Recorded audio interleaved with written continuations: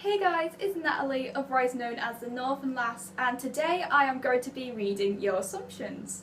So what I got you guys to do was to go onto my Instagram and you guys got to type in things that you think about me, and I will be answering them right now. And before I get into this video, I'm just going to announce that the people who have sent me the assumptions, their names will not be mentioned in the video. So I've cropped out their names, and that's just for privacy reasons. Before anyone thinks that I've faked them or anything, I haven't. So the first assumption that I have is that I like someone, and currently at the moment I do not, and I'm not planning on getting with anybody anytime soon. Mainly because a lot of boys in our year, for me year 11, are still pretty immature, and most of them aren't exactly fit. And also there's not many bisexual girls in my year either, and even the bisexual girls in my year that I know, I don't really like them as a person as well as their looks. But maybe my feelings will change once I get into sixth form. The second assumption I have is that I say what everyone else thinks, and that is true. I am a very blunt person, and I think I get that from my parents because they can be quite blunt sometimes. And also, I'm on the autism spectrum, which means I find it hard to use what's called a social filter. So I find it hard to think about what I'm going to say, and therefore I just blurt out with things. And sometimes that can cause me to get into trouble at school, or it can cause me to offend people. So it is something that I am working on, but it's not perfect. So the third assumption I have is that I smoke or vape, and neither of them things are true. I've never tried smoking, and I never plan on smoking or vaping just because of the health risks associated with it. Even though e-cigs are slightly safer than cigarettes, I just wouldn't risk it personally. I just think it's kind of a daft thing to do. And I don't understand why people smoke. And I think it's quite embarrassing, if I can be honest, because I remember when I was at school, I could see like year 8s and year 9s smoking, and I looked down at them and I'm like, what are you doing with your life? Because I know when I was in year 8, I still watched BBC. I don't know about you guys, but that's what I did. So I don't get why people do it, to be fair. So the next assumption I have is that I was popular at school. Where is everyone getting these assumptions from? I am nowhere near popular, and even if I was, I wouldn't be popular for very long, I could guarantee you that. And the reason why I'm not exactly a popular person is because I'm never really invited to parties or things like that, and I don't do things that popular people in my year do. I don't smoke, I don't drink very often. The only time I do drink alcohol is when it's Christmas or, you know, special celebrations. That they are the only times that I do drink. I'm not a big drinker, so I'd be like the sober one at the parties, you know, cleaning up the drunk people sick, and you know, it's just not something I want to do. And also, I am that kind of person. I like to keep myself to myself, and I do have a small group of friends because I know them friends are my real friends. And I think being popular, I think it would be harder for me to figure out who my real friends are because I'm surrounded with a lot of people, and we know what happens in year 7 to year 9. Year 7 you have a crap ton of friends. You're probably friends with like everyone in the year, and then by year 11 you only have like 5 friends because everyone is a snake. So this next assumption is actually really sweet, and it's that I can actually sing, but I don't believe in myself, and that I am super talented. So I just want to say thank you to the person who wrote that. That was very kind of you.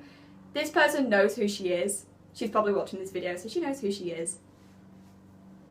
And I'll be honest with myself, I think I'm okay at singing. Like, I don't think I'm amazing at it, and I would never be, you know, in the West End or anything like that. Even though I would like to be one day, I don't think I will actually get there, because when I sing sometimes it sounds like I'm a dying cat.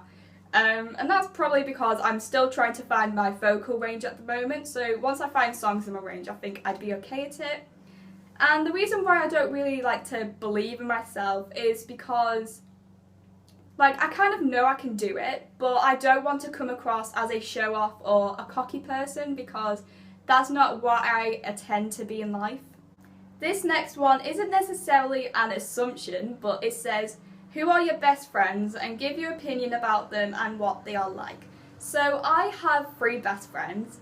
So my first best friend is Hannah, and we've been friends pretty much since primary school. We've known each other since primary school, and I think we started to get pretty close towards the end of year 9, and then since then we've been pretty good friends. Like every friendship, we have had our on and off sort of moments, and we've had like massive fallouts, and we wouldn't talk to each other for like weeks on end, but I'd say we're stable now. I think we're okay. And now that me and Hannah, we are going to separate places in education, we probably won't see each other as often, but I would like to catch up with her at some point and maybe, you know, FaceTime or go out, which going out for me is quite difficult due to anxiety, but I would like to spend time with Hannah whenever I can. My second best friend is called Kiara, and again we've known each other since primary school because we went to the same primary, and we were pretty close since year 7. We were in the same sets for a lot of subjects, so we bonded really well. We kind of went off in year 9, we had a fat fallout in year 9, and we didn't speak to each other again until about July of year 9, so it was a pretty big fallout. But then year 10 onwards we've been good again, we speak to each other quite regularly, and I'm very lucky to have Kiara as my friend. She's always there whenever I need her, and she's just a very nice person in general. And then my final best friend is Shakira. Now, I didn't go to the same primary school as Shakira or anything like that, but we got pretty close in about year 10 because we both took music as an option. So we worked together, and she's a really funny person. She's not the brightest tool in the shed, but she's still very funny. She always makes me laugh, and I miss her a lot because we haven't met since we've left and since prom. So I would like to catch up with her again. But I am very lucky to call these 3 people my best friends because they've all stuck by me. And even though we've had our fallouts and our ups and downs, we've still managed to, you know, keep in touch with each other. My next assumption says you'd like to work with animals when you're older.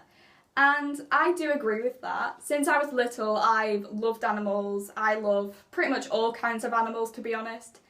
And I would like to work with animals when I'm older, as well as having other career paths on my mind. So I would like to be a music therapist or work in journalism, but I would also maybe like to do something along the lines of animal therapy because pets are really good at reducing levels of anxiety, and I think especially autistic children, because I'm speaking from personal experience, children with autism and pets. I remember my first dog called Jerry when I was little, and we still have him now. He's a Staffy, he's about 12 years old, so he's pretty old. And I remember when he was in this little like green box when he was tiny, and I think we got him from one of my dad's friends, and my mum told me he helped me speak because I was non-verbal until I was about 3.5, and he just brought out so much in me, and I'm very grateful to have him as part of our family. And I think pets are so beneficial, not just to autistic people, but to all people. And I think I'd like to bring back them same memories with younger children on the spectrum as well.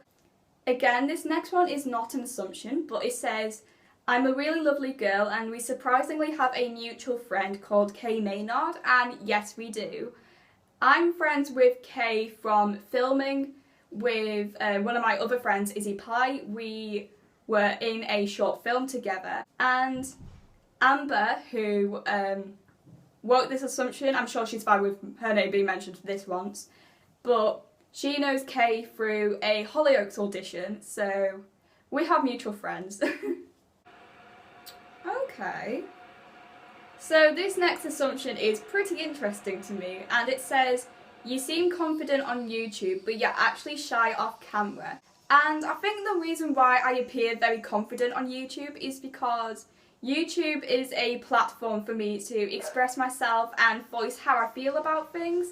Some people, if they have a problem, they talk to their friends about it, and although I have very good friends, it's kind of hard for me to do so. So I think having YouTube definitely has improved my self-confidence, and I think it's improved my mental well-being.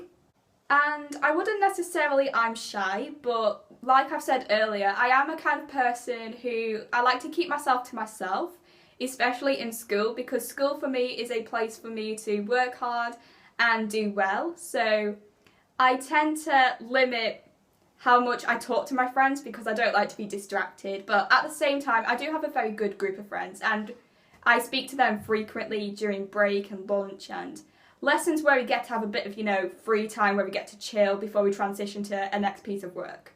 So hopefully that clears things for you.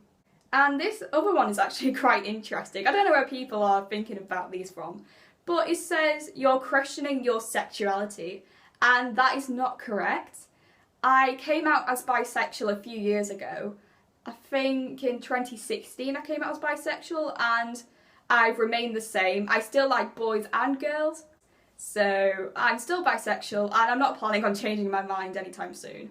This next assumption says you're looking forward to sixth form / college, and I am heading to sixth form in September, and depending on my grades that I get, I'm going to one of either two sixth forms. So the first sixth form that I'm planning on going to is a grammar school sixth form, which I'm probably not going to get into because their entry requirements are so high. I need 5 grade 6s and I'm only predicted 4s and 5s, so I don't really think I'm going to get in there. But to go to that sixth form, I'm going to be studying A-level psychology, A-level music and A-level English language. And then the second sixth form, which is a bit easier to get into because it requires 5 grade 4s, I'm going to be doing A-level music, A-level psychology and A-level media studies. And I'm really looking forward to going to sixth form because even though I know A-levels are very hard, it's narrowed down to the subjects that I'm actually really passionate and interested with. And I think because I'm going to a new environment, because my secondary school doesn't have a sixth form no more, it closed down a couple of years ago, I think it's going to help with my confidence a little bit because I get to make some new friends and hopefully they won't actually be snakes.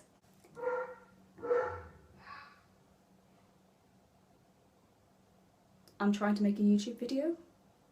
So this final assumption I have is that you're uncomfortable with talking about your autism on camera. I wouldn't necessarily say I'm uncomfortable with talking about my condition because I try to embrace it every day that I can. But the reason why I don't talk about my autism is because I don't always feel like it's an appropriate thing to do. And I know when I watch autism videos on YouTube, they usually talk about the dark side of autism, like meltdowns, shutdowns, being non-verbal, food choices, etc. But in reality, there's so many positive things about having autism. I know for me, I look at things in larger detail, so I take the small details of something and I can magnify it pretty much. And I think also autistic people see the world from a different point of view. And I think that's a really good thing because if you combine two different views, I think you could achieve a lot of things in society. And when it comes to the dark side of autism, it's not really something I would like to talk about because the positives definitely outweigh the negatives. And I was always brought up by my parents to kind of have a little bit of a laugh with my condition. And not because autism is funny, because it's definitely a struggle for me sometimes, but I know sometimes when I take things literally when I'm in public with my mum for instance, we always have a bit of a laugh over it and we always have a good time with my condition. I'm not necessarily a person to be all doom and gloom about things because even though autism is a lifelong condition, I'm going to have it for the rest of my life, and there are things that I'm definitely going to struggle with comparing to a neurological person. It's not always a bad thing, and I think that's what society fails to see. So I think I will definitely make videos about autism in the future, but for right now, it's not really something I would like to do. So that is it for today's video. If you enjoyed watching the video, please give the video a thumbs up and make sure to subscribe to my channel for more content. And I will see you guys on either Thursday or Friday for a GCSE Results Day special.